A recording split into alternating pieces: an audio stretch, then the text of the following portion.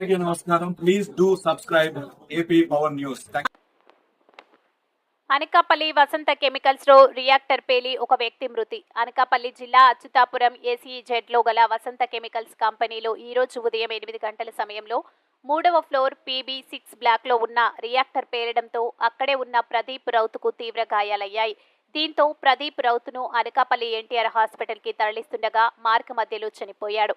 ప్రస్తుతానికి కంపెనీలో మంటలను ఫైర్ ఇంజిన్లో అదుపులోకి తీసుకొచ్చారు. మిగిలిన ఎవరికి ప్రాణహాని లేదని సమాచారం. పూర్తి వివరాలు తెలియాల్సి ఉంది.